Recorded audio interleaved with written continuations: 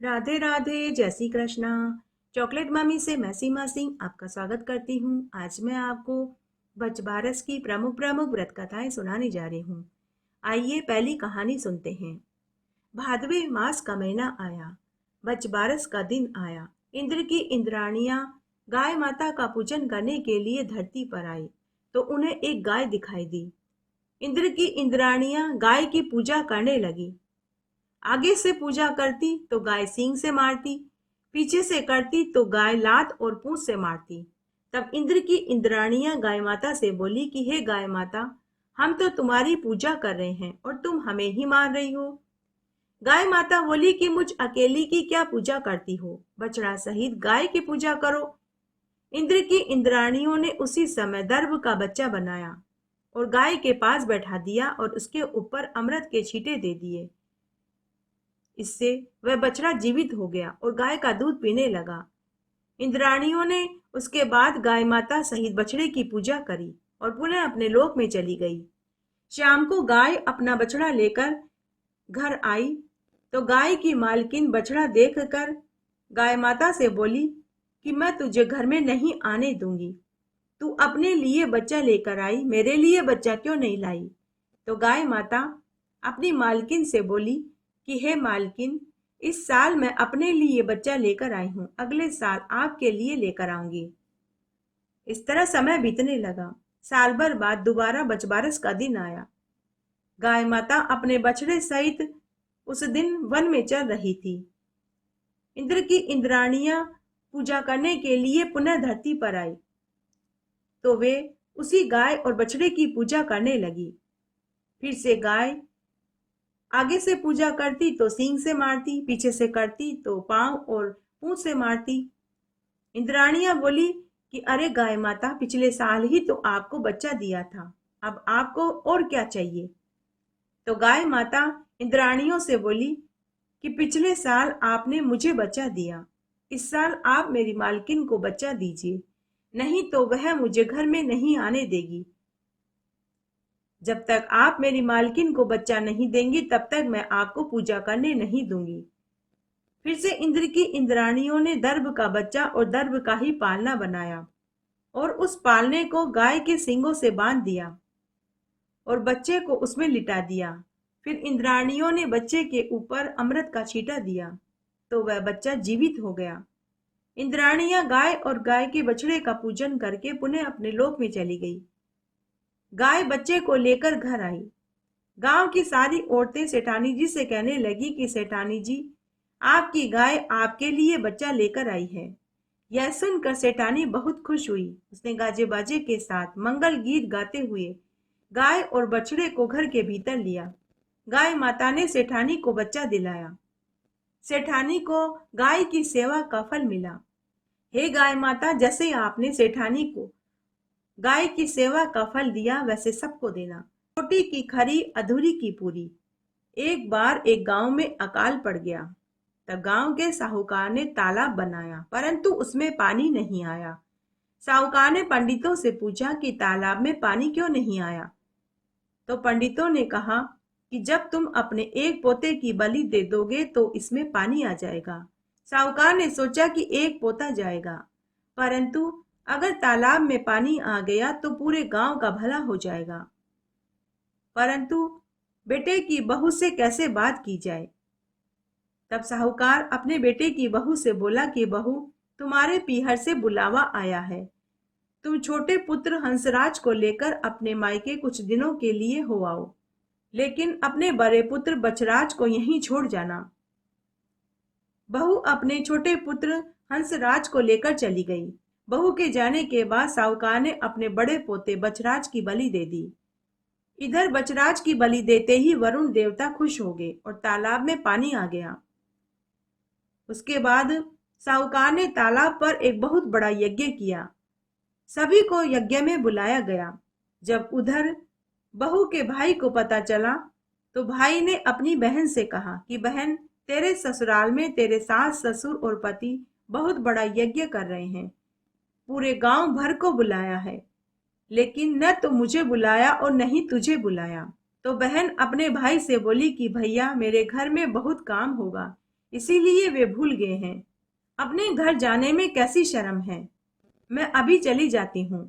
बहू अपने छोटे पुत्र हंसराज को लेकर अपने ससुराल आ गई। बहू को देखकर सास ससुर डर गए। वे सोचने लगे कि अगर बहू बचराज के बारे में पूछेगी तो हम क्या जवाब देंगे। उस दिन बचबारस का दिन था। सास बहू के साथ बचबारस पर तालाब की पूजा करने गई। सास और बहू दोनों ने पूजा करी। तब सासू बोली कि बहू, तालाब की किनार को कंसुबर से खंडित करो। बहू बोली कि मेरे तो हंसराज और बचराज है, मैं क्यों खंडित करूं। सास बोली कि बहू, जैसा मैं कहती हूँ वैसा ही करो।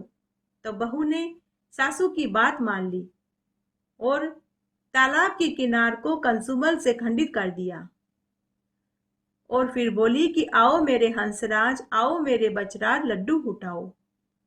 सासू मन ही मन भगवान से प्रार्थना करने लगी कि हे बचबारस माता, मेरी लाज रखना। तभी उनके ऊपर भगवान की कृपा हुई। तालाब की मिट्टी में लिपटा हुआ बचराज दौड़कर आया और हंसराज घर के भीतर से बाहर आया। बहू पूछने लगी कि सासू जी, यह सब क्या है? बचराज मिट्टी में क्यों सना हुआ है? आपने मेरे पुत्र को स्नान भी नहीं कराया और नहीं कपड़े बदलवाए। तब सास ससुर ने अपनी बहू को पूरी सच्चाई बता दी और कहा कि बहू, भगवान ने हमारा सत रखा है। बहू, तू बड़ी बड़भागन है। तेरी वजह से हमारा बड़ा पुत्र बचराज जीवित हो गया।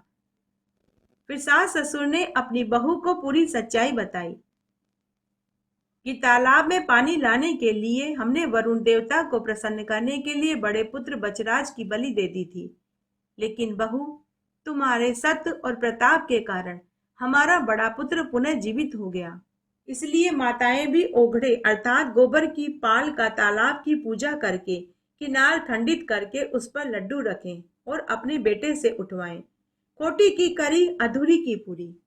उसके बाद साहूकार दंपति ने पूरे गांव में ये ढिंडोरा पिटवा दिया कि बचबारस के दिन सभी व्रत करें, गाय और बछड़े की पूजा करें। एक बार एक गांव में एक सास और बहू थी। सास रोज खेतों पर काम पर जाती थी।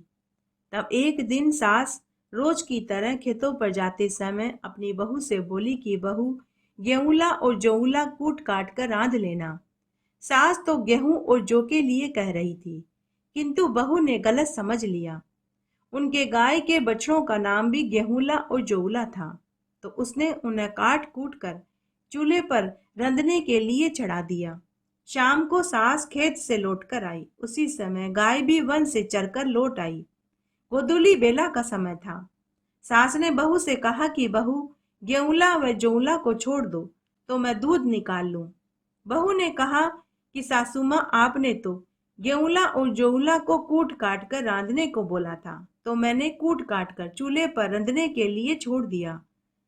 यह सुनकर सास को बहुत दुख हुआ। उसने कहा कि बहू, मैंने तो गेहूं और जौ को कूट काट कर रांधने के लिए बोला था, तुमने यह क्या कर डाला? अब हमारी गाय बछड़े के लिए रंबा रही है, अब मैं बछड़ा कहाँ से लाऊं? यह सुनकर दोनों सासू बहू भगवान से और गाय माता से मन ही मन विनती करने लगी। उसी समय हांडी फूट गई और उसमें से बछड़ा बाहर निकल आया। गले में हांडी का घेरा पड़ा था। दौड़कर वह अपनी गाय के थनों से लग गया। तब सास ने कहा कि इस घटना की याद ताजा करने के लिए आज के दिन कोई भी गेहूं और जौ न खाए, काटा कूटा न खाए, गाय का घी दूध दही काम में न लेवे। बचबारस की कहानी सुनने के बाद में गणेश जी की कहानी जरूर सुननी चाहिए। आइए अब हम गणेश जी की कहानी सुनते हैं। एक राजा के दो रानियां थी। बड़ी रानी के दो पुत्र थे, लेकिन छोटी रानी के कोई संतान नहीं थी। बड़ी रानी बड़ी ही कुटिल, गुस्सैल और घमंडी स्वभाव की थी, जबकि छोटी रानी बड़ी ही दयालु, मिलनसार और धार्मिक स्वभाव की थी। छोटी रानी गणेश भगवान की परम भक्त थी। वह हर बुधवार का व्रत करती थी और गणेश जी का पूजन किया करती थी। हमेशा गजानन जी, गजानन जी, गजानन जी करती रहती थी। राजा दोनों रानियों को बराबर का समय देते थे। एक दिन बड़ी रानी के पास जाते थे तो एक दिन छोटी रानी के पास जाते थे। लेकिन जब भी राजा छोटी रानी के पास जाने लगते तो बड़ी रानी किसी न किसी बहाने से राजा को खुद के पास रोक लेती थी। तब एक बार की बात है, राजा हमेशा की तरह शहर किसी काम से जा रहे थे तो उन्होंने बड़ी रानी से पूछा कि शहर से कुछ मंगवाना हो तो बता देना। तब बड़ी रानी ने बहुत बड़ी सामान की लिस्ट बना करके राजा को पकड़ा दी। उसके बाद राजा ने छोटी रानी से पूछा, लेकिन छोटी रानी हमेशा की तरह मना कर देती है और बोलती है कि हे महाराज, मेरे पास आपका दिया हुआ सब कुछ है, मुझे कुछ नहीं चाहिए। और फिर गजानन जी करने लगती। तब एक मंत्री ने राजा से कहा कि हे महाराज, आपकी छोटी रानी कभी अपने लिए कुछ नहीं मंगवाती है। अगर आप कहें तो हम उनके लिए इस बार शहर से पीतल के गणेश जी की मूर्ति लाकर के दे देवें। तब राजा ने कहा कि मंत्री जी, आप बिल्कुल सही बोल रहे हैं, मुझे याद नहीं रहता, लेकिन आप याद रखना। उसके बाद राजा शहर में गए। शहर में जाने के बाद राजा ने अपना काम निपटाया और बड़ी रानी ने जो सामान की लिस्ट दी थी वह सामान उन्होंने मंत्री से मंगवा लिया। लेकिन छोटी रानी के लिए गणेश जी की मूर्ति लेना राजा भी भूल गए और मंत्री भी भूल गए और वे अपने राज्य की ओर लौटने लगे। अभी वे आधे रास्ते में ही लौटे थे कि मंत्री को गणेश जी की मूर्ति लेने वाली बात याद आई। मंत्री ने राजा से कहा कि हे महाराज, मुझे माफ करना, लेकिन हम तो छोटी रानी के लिए गणेश जी की मूर्ति लेना ही भूल गए हैं। तभी अचानक सड़क के दूसरी तरफ उन्हें एक मूर्ति बेचने वाला दिखाई दिया। उसके पास सभी देवी देवताओं की, भगवान की मूर्तियां थी। राजा और मंत्री की नजर उस मूर्ति बेचने वाले के ऊपर पड़ी। राजा ने मंत्री को भेजकर एक अच्छी सी पीतल की गणेश जी की मूर्ति मंगवा ली। उसके बाद राजा और मंत्री महल में आए। राजा ने बड़ी रानी को उसके द्वारा मंगवाया हुआ सारा सामान पकड़ा दिया। उसके बाद राजा छोटी रानी के कक्ष में गए और गणेश जी की पीतल की मूर्ति पकड़ाई। छोटी रानी गणेश जी की प्रतिमा देखकर बहुत खुश हुई। उसने गणेश जी की प्रतिमा को अपने कमरे में अलमारी में रख दिया। अब वह रोज पूजा पाठ करने लगी। इस तरह 3 महीने बीत गए। 3 महीने बीतते ही महल में एक के बाद एक करके अनेक शुभ समाचार आने लगे। राजा का पड़ोसी राज्य से कई वर्षों से युद्ध चल रहा था। वहां से खबर आई कि पड़ोसी राज्य हार गया है। दूसरी खुशखबरी यह आई कि राजा के राज्य में कई वर्षों से सूखा पड़ा हुआ था। तभी अचानक से नदी, तालाब, कुएं, जलाशय सभी जल से लबालब भर गए। सभी बाग बगीचे फल फूलों से लथपथ हो गए। फसल भी बहुत अच्छी हुई। उसके बाद राजा को तीसरा शुभ समाचार मिला। छोटी रानी ने एक दिन राजा से कहा कि महाराज, आप पिता बनने वाले हैं। जो गर्भ ठहर गया है। अब तो जैसे राजा को पूरा विश्वास हो गया कि यह सब कुछ तो गणेश भगवान की मूर्ति महल में आने के बाद ही हुआ है। तब एक दिन मंत्री ने राजा से कहा कि महाराज, आपका सोचना बिल्कुल सही है। जब से भगवान गणेश जी हमारे महल में आए हैं तभी से यह चमत्कार हुआ है। अब राजा ने बड़ी रानी पर ध्यान देना कम कर दिया। अब राजा पूरे समय छोटी रानी के पास ही रहने लगे। बड़ी रानी को तो जैसे काटो तो खून नहीं जैसी हालत हो गई। तब एक दिन उसने अपनी दासियों से कहा कि तुम छोटी रानी के महल में जाओ और गणेश जी की प्रतिमा को महल के कुएं में डाल दो। न रहेगा बांस न बजेगी बांसुरी। तब 4 दासियां छोटी रानी के महल में गई। 2 दासियां छोटी रानी से बातें करने लगी और 2 दासियां गणेश जी की मूर्ति कक्ष में खोजने लगी। तभी उन्हें मूर्ति दिखाएगी। तब एक दासी ने मूर्ति ओढ़नी में छुपाई और ले जाकर महल के कुएं में गिरा दिया।